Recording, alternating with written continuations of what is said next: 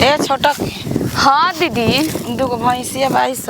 हाँ तो कनी के गरु घास उस गढ़ाई ना। हाँ दीदी जी हम ये सोचनी है ऐसे तो कहनी है कि चली बधरिया में ले आई जा घसिया हरियर ये हरियर तर घर मनो न लागत रहल। हाँ जब बधरिया में तनी हवा बहुत एकदम ताजा ताजा मनो फ्रेश हो गई।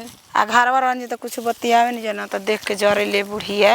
हाँ बुढ़िया न सच कही न दीदी तो बुढ़िया रे बारे में बहुत शिकायत करेले हमारा से। ऐसे कनिया कि चल धीरे से इशारा कहनी हां कि चल इथी करके चल घासिया गढ़ ले आवे के है का न कुल हरियर बा बैठ के कबारी जे का चल चलो ठीक है। दिन रात बैठ रहते कर कर कर कर कर कर कइले रह। अपन तो बधारी में जाए के नाम नहीं खेले त आ जाए दा हो सास कैसे ना बोलल जाला देखत तलू। तो हां त का हई नया नहर कनिया घर से भरे निकलस से ठीक लागत का। त घरा में बतियाहू त अपने न कहले के दीदी चली हम चलत तनी त कने चल। ए दीदी जी हां बोला एगो बात पूछी। पूछा। अब काहे ए जाके लोगवा 2-3 महीना में घर से बहरी निकाल देलन।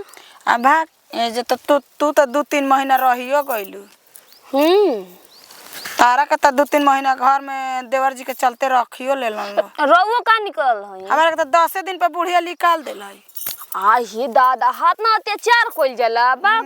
हमर हाथ में के मेहदियो ना भी छूटा रहे। पक्का बुझात ए जाके लोगवा उहे बाड़ एकदम देहाती लेखा बा जान तड़ू।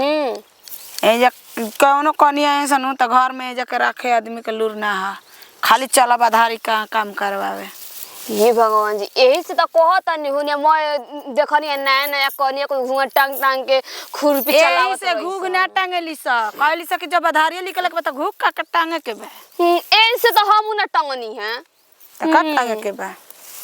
अरे बुढ़िया कुछ कहत रहे तोरा ले हमारे बारे में। हां ये दीदी बहुत शिकायत राउर करत रहे। आ छोटकी नंदी हो।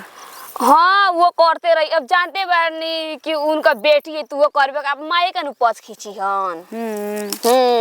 जाय ऐसे नु ओ कनी के संभानावा तोरा के डांट देवे नी कि जानिया सके दोनों में झगड़ा भइल बा। जाना तो दीदी यही से तरवा के ना कुछ बोली ना हो। हां तो वे कनिया कि का करे के चले के।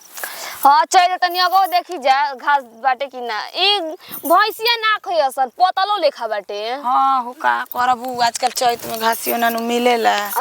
मैं घास सुखा गइल बाटे का करम। ओने नदी के किनारा किनारा होई कुल तो चली जा देखी जा। हां सही का करबू मन नइखे लागत जानलू झगड़ा दिन रात गाड़ी दे रहती होइसन सास होके के चाहिए। खाली काम कम का पार पे चढ़ी के कइले रहत रही। होइसन सास होके के मर्द बोलत नहीं खत। रोज रोज हे बगीचा में हम बैठे आवतनी आ बाबू हमार शादी कर दहतन तो हमहू घर में न बैठती आ मेहरारू संगे दूगो बात बतियती कि हे लुक में आके बगीचा में बैठती।